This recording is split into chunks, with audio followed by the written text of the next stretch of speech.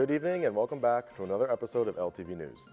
We're more than halfway through the semester, April is finally here, and we're here to fill you in on all the big moments you may have missed.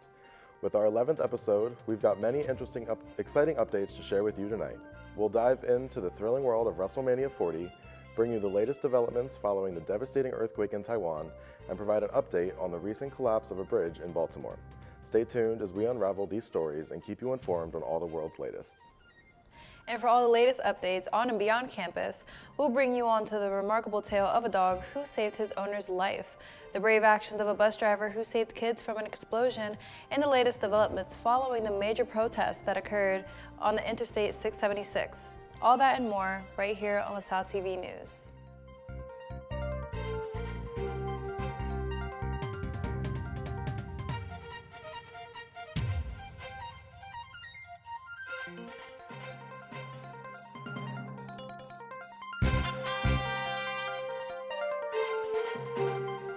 Welcome back to LTV News, where we bring you everything from 20th and Only Ave to Philadelphia and the world. My name is Donny, and I'm happy to be here for our 11th episode and explore tonight's lineup of footage that we have prepared for you.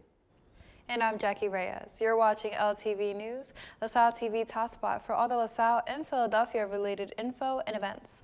There's a lot to catch up on in the next half hour, so don't go anywhere because for tonight's episode, we have a lot of fun and interesting stories you won't want to miss. So let's get started. Are you looking for a fun night of dancing, cocktails, Brazilian food, and a senior courting ceremony? The Organization of Latin American Students, otherwise known as OLAS, is hosting their annual Rio Carnaval Gala. The event will be held on Friday, April 19th from 6:30 to midnight in the Union Ballroom. LaSalle students may attend the event for free, non-LaSalle students for $10 each, and $25 for alumni. You can reserve your tickets online or find the link on OLAS LaSalle Instagram account.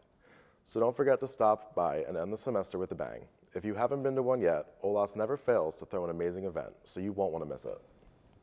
In a groundbreaking development, LaSalle University and the Air Force Research Laboratory have forged a renewed partnership, presenting an unparalleled opportunity for students and faculty alike. This collaboration underscores the significance of merging academic prowess with industry and expertise, particularly within the realms of science and technology. With access to state-of-the-art resources and hands-on experiences, students are posed to delve into cutting-edge research and real-world projects, propelling them towards professional success. This initiative not only aims to advance knowledge and innovation, but also promises to foster a culture of growth and development within the scientific community. Last week, Maddie got the chance to attend the Interfaith Club's community dinner here on campus. The dinner was intended for staff and students who are passionate about creating a space to connect and engage in meaningful dialogue with colleagues and peers. Let's check out what happened that night as students gathered in the Union building for a meaningful meeting and dinner. You never see that at like a thing like this. Like hardly this is a rock.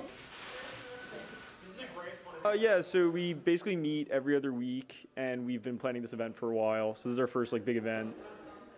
And we've definitely discussed a lot about our different backgrounds and how it affects our own lives and what it means to be a part of a diverse community. So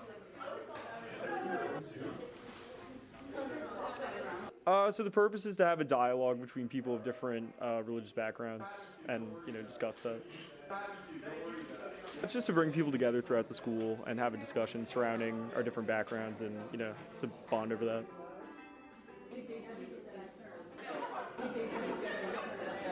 Yeah, I think it's beneficial to people outside of the Catholic faith because it allows them to feel more welcome and allows them to be part of our community. And I think it also reinforces, the desire to learn both in and outside of the classroom for Catholics at LaSalle. It's an all-Catholic community, but there's definitely something to gain from knowing about other faiths and religions, and there's definitely something to gain from, bonding over that.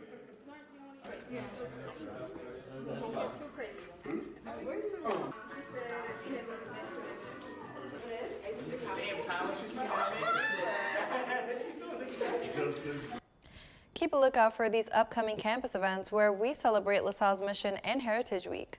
From an educational discussion to a community dinner, learn what it means to be a LaSallian. Join LaSalle in the Office of Mission Diversity and Inclusion for a variety of events and activities from Sunday, April 7th through Friday, April 12th. So let's talk about it. LaSalle's Mission and Heritage Week is an opportunity for our diverse community of educators and learners to reflect and celebrate how the university's mission and core values are shared by all who learn, work, live, and play in our historic Belfield campus community, marking the 160th year of its charter from the Commonwealth of Pennsylvania. That said, this past Sunday was the feast day of De La Salle, where they enjoyed pretzels and water ice with the Christian Brothers. This Tuesday, April 9th, will be Evensong with the LaSallian theme, which will be held at the De La Salle Chapel at 5 p.m.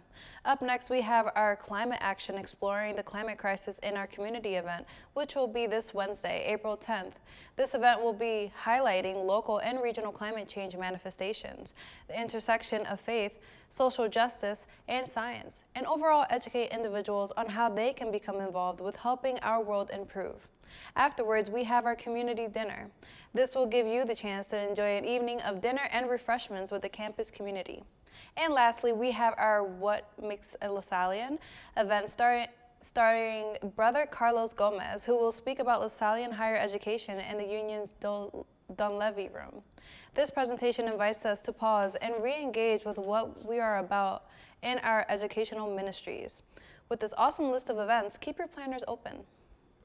With many more other events around campus this week, LaSalle kicks it off with Pickleball Palooza tonight and Wednesday from 4 to 6. Both beginners and pros can sign up for the tournament on the LaSalle University website. Tomorrow at 12:30, LaSalle is hosting an esports battle for students and teachers to fight it out in Founders Hall. And then from 6:30 to 8, visit the LaSalle University Art Museum for a lecture by Greg Lukanoff titled Newman Lecture Series, Campus Censorship and the End of Free Speech. And finally, on Saturday, visit the Basilica Shrine of the Miscellaneous Medal located at 500 East Shelton Ave for a performance from the LaSalle Choir. We're going to take a quick break, but don't go anywhere, because when we come back, we'll be discussing a disruption on I-95, Wrestlemania, and an update on the Made in America concert.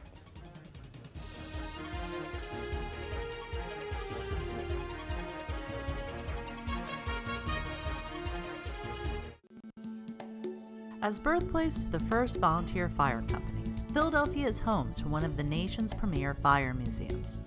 Fireman's Hall Museum displays the city's fire history in addition to promoting fire safety. You can visit Fireman's Hall Museum in Old City at 147 North 2nd Street. Visit firemanshallmuseum.org to learn more, or watch the museum's show, Curator's Corner, on LaSalle TV. Many medicines used to treat colds and flu contain acetaminophen, a pain reliever and fever reducer found in hundreds of over-the-counter and prescription medicines. But taking too much or more than one medication containing acetaminophen per day can damage your liver. So always read the label and don't take acetaminophen if you drink 3 or more alcoholic drinks every day. To learn more, visit fda.gov/OTC pain info. A message from the U.S. Department of Health and Human Services Food and Drug Administration.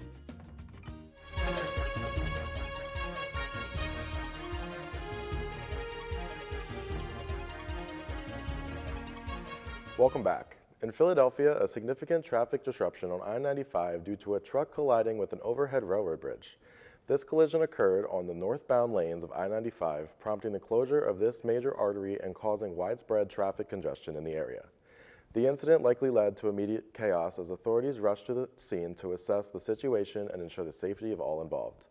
Emergency response teams, including police officers and highway patrol units, were likely deployed to manage traffic flow, assist affected motorists, and investigate the cause of the collision. The impact of the truck hitting the overhead railroad bridge could have caused damage not only to the vehicle itself, but also to the infrastructure, potentially compromising the structural integrity of the bridge. Engineers and transportation officials have been summoned to assess the extent of the damage and determine the necessary repairs to restore the bridge to a safe condition for use.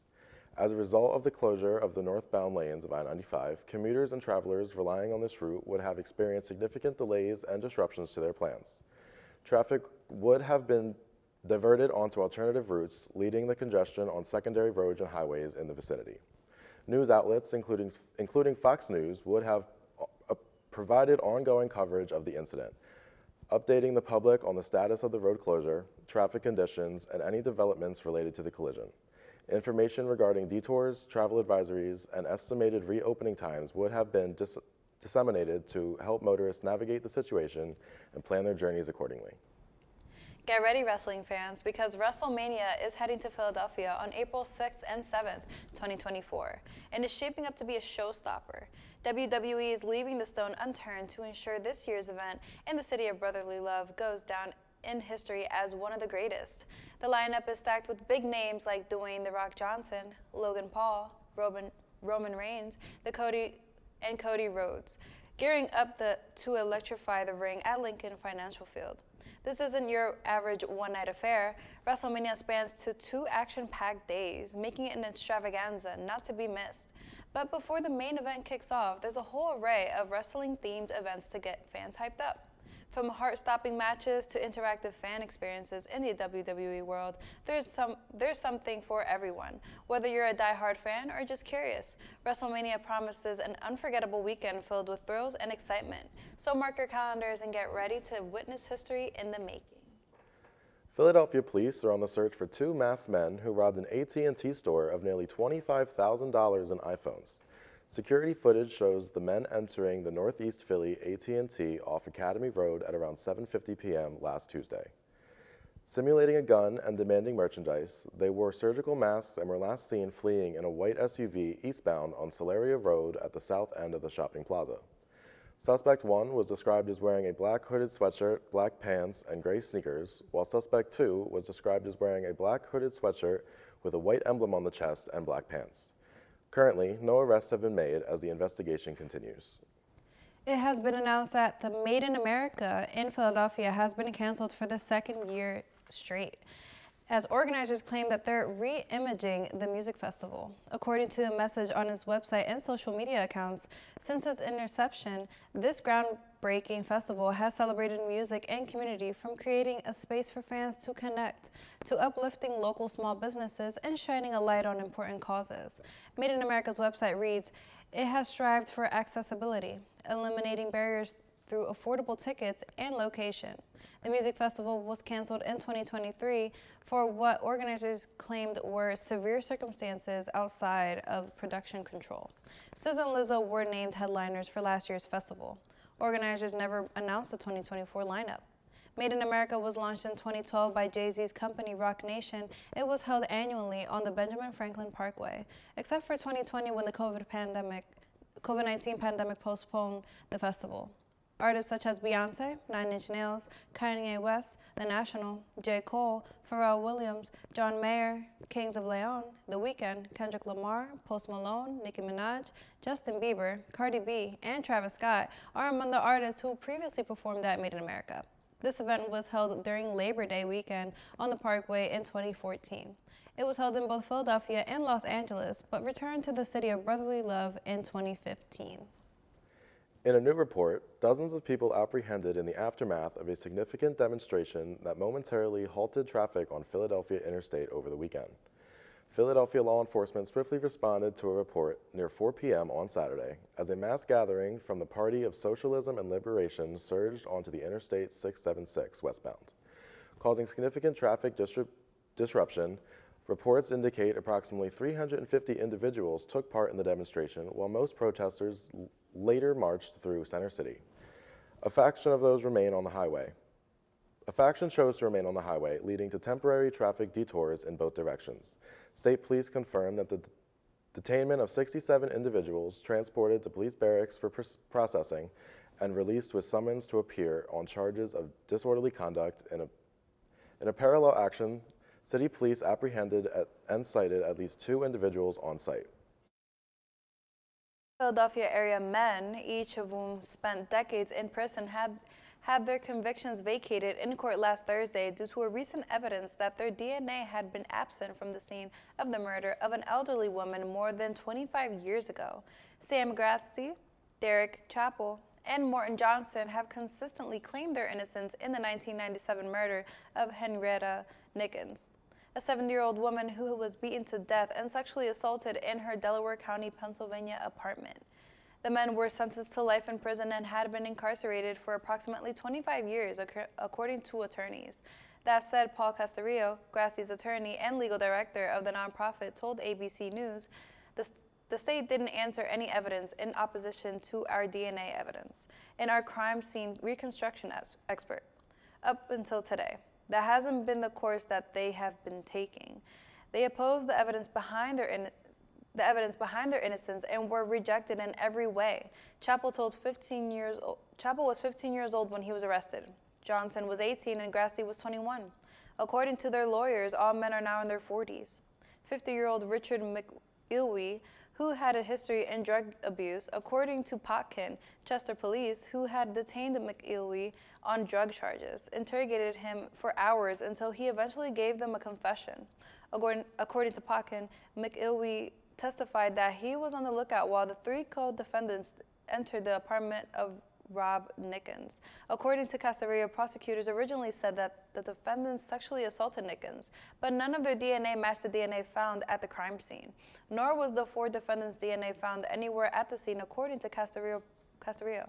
Prosecutors alleged a green jacket that was found at the crime scene belonged to Grassley, without testing it for DNA.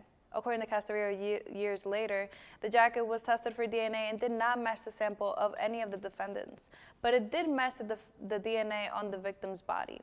McIlwee was given 6 to 12 years of sentence with a plea deal, while Grassley, Chappell, and Johnson were given life sentences.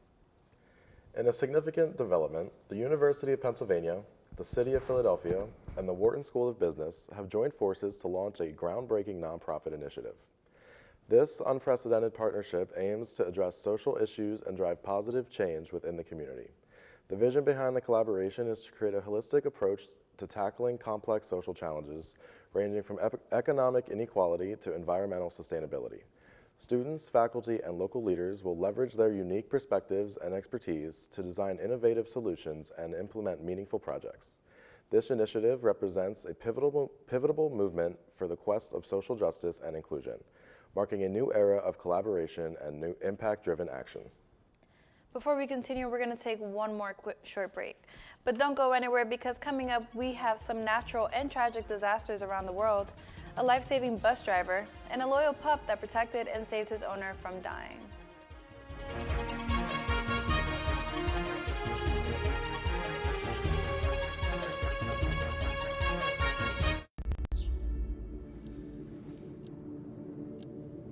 Dear University of... Thank you for your offer to become student ID number 283471. While I appreciate your desire For my impeccable academic record, I must decline the opportunity. to get a generic degree, I've decided to tell my story. To be a student, not a statistic. I wish you good luck in the future. As I embark on mine.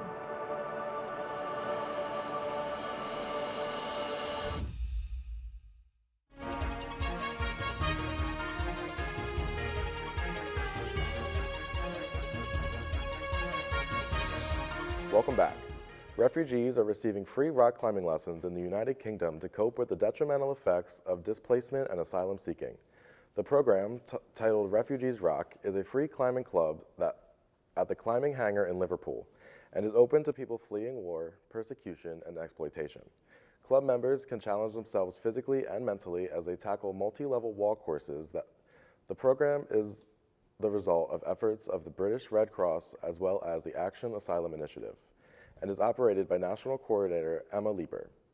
That feeling when people make it to the top for the first time and they look back down at you, they're beaming because they made it there and everyone's cheering. It has a much deeper meaning than just rock climbing, Leeper explains. Starting with only a handful of anxious newbies, the club has since then gained hundreds of asylum-seeking recruits, and they continue to grow. And now let's take a look at how upstate New York City of Rochester prepared for today's eclipse, with over 300,000 people flooding in to get a glimpse of the totality. So the RMSC is holding a 3-day total solar eclipse festival, and it is Saturday, Sunday, Monday, April 6th, 7th, and 8th. And we're having all day, every day, lots of activities for families, indoors and outdoors. Some of it is really all about STEM and science, and we have robotics, and we have Star Wars reenactors, and all kinds of fun things like that. But there's also some other cultural activities, and we'll be hearing from a lot of our community partners who are trading off their science information, things like the Rochester Institute of Technology, University of Rochester, all bringing science to families across 3 days. As the Earth moves around the sun and the moon moves around the Earth, sometimes they line up, and every once in a while they line up really perfectly. So all an eclipse is when the moon comes between the sun and the Earth, and the moon's a lot closer to us than the sun is. So from our perspective in the sky, it looks like the moon and the sun are the exact same size. And when it's just perfect, because we are in the path of totality here in Rochester, they line up and the shadow of the moon covers us, and the moon is literally covering the sun from our perspective, and everything gets dark. And we'll have that here in Rochester for about 3 minutes and 38 seconds. It's an incredible experience, and you really have to be there in the path to be able to enjoy it. They almost never happen exactly where you are. So the last one that happened over Rochester was in 1925. The next one that's going to happen over Rochester is in 2144. So April 8th is an amazing day for everyone in the region. There's also a huge economic impact to what's happening here. So we know that we have hundreds of thousands of tourists visiting our area, restaurants and bars and venues and events. Everybody's going to be able to reap those rewards and welcome a lot of people to Rochester that maybe haven't been here before. So I was down in Gatlinburg, Tennessee a few years ago on the last eclipse. It was pretty cool. We had glasses on. I was able to put the glasses over my camera and actually get a few pictures of the eclipse when I was down there. The entire environment is really cool to kind of look at, considering like everything goes black and whatnot, you know, and all you can really see is kind of like just the shadow of like the sun, you know. So it's pretty cool experience. I think it's gonna be pretty exciting to see how many people we get coming into the city, but at the same time, I think it's gonna be a little bit of a nuisance trying to get around. Rescue efforts are underway in Taiwan after a 7.4 magnitude earthquake struck the island's eastern coast, killing at least 9 and injuring more than 900 individuals. About 127 of those 900 are trapped in collapsed tunnels and on mountainous roads along the rugged coastline. The epicenter was approximately 11 miles south of Holland City, but strong tremors were felt in the capital, Taipei. More than 60 miles away, tsunami alerts were also triggered earlier in the day in nearby Japanese and Philippine islands, which were later retracted. It caused the most damage in Holland, where buildings fell, roads were blocked, and the train lines were disrupted. This left the remote region even more cut off from the rest of Taiwan. Ocean Sasai, who lives in Holland, told BBC China, "I was just getting out of bed when a clothes rack and low cabinet fell over.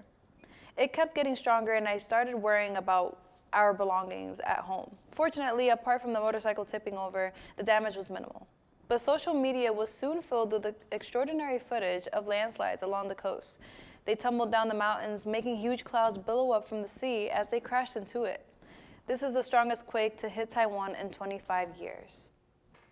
This provides insight to the latest forecast regarding severe weather expected to occur across the United States on Wednesday. Expert meteorologists have identified a significant potential for severe storms, including damaging winds, large hail, and even isolated tornadoes in multiple regions. The areas primarily at risk span from the southern plains to the Ohio Valley. This forecast prompts a warning to millions of Americans to be prepared and vigilant. Residents and communities in the threatened regions are urged to take necessary precautions to ensure their safety. Here's a heartwarming tale that's capturing headlines worldwide. An Akita named Hiro last week, saving his owner's life in a remarkable display of loyalty and bravery. Braving 2 frigid nights in Alberta, Hiro stood guard by his owner's side, fending off coyotes and ultimately alerting rescuers. The touching saga didn't end there. Hiro's vigilant act won him praise globally, prompting a GoFundMe campaign that raised $3,000 for his veterinary care. It all began with an unexpected encounter. Passerby Curtis Daw found himself in a scuffle with Hiro after the Akita bit his dog. Little did Daw know, Hiro's actions were driven by a deeper purpose. When authorities arrived, they discovered Hiro beside his owner, who had been stranded in a ditch for 2 days. While the man received medical attention, Hiro was found refuge at the Tabor Lost Paws Society, where he's receiving care and comfort. The society, already familiar with the man's circumstances, swiftly stepped in to assist. Despite the initial altercation, Dahl graciously understood the situation, expressing gratitude for Hero's role in his neighbor's rescue. Hero's unwavering loyalty and courage serve as a testament to the remarkable bond between humans and their four-legged companions.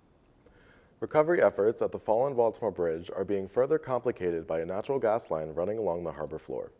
The keel of the stricken commercial vessel, Dolly, is being weighed down by a portion of the Francis Scott Key Bridge under about 4,000 tons, causing dangerous conditions thanks to this underwater mess of steel, concrete, and electrical wiring.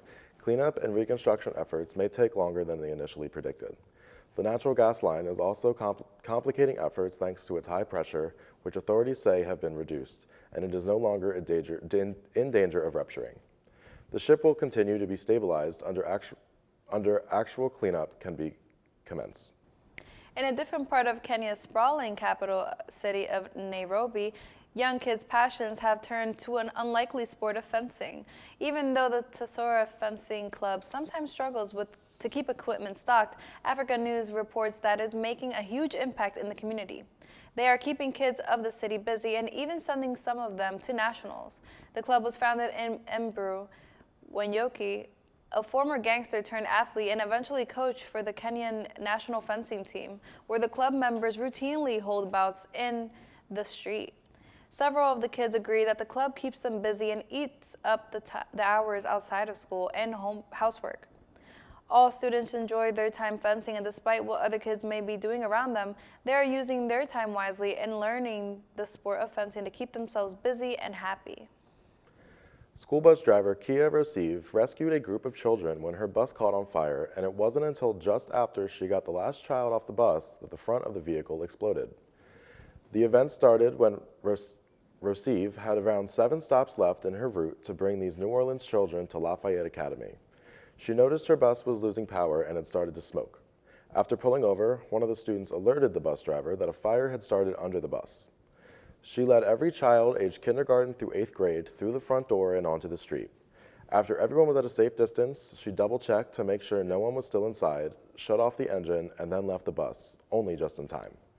After almost losing her life and saving many others, Rosive has decided to stop driving school buses and try something new with her life. Well, that just does that for this episode of LTV News. We'll see you next time with more fun and exciting stories. But until then, you can find us on the web as well as the rest of LaSalle TV on our Facebook and Instagram page. We love to hear your thoughts, so tweet at us using our Twitter handle and start the conversation. And if you missed the scoop and want to see it, you can find episodes on YouTube under our LaSalle TV Philly page. Thank you to our crew and viewers for helping make this show possible.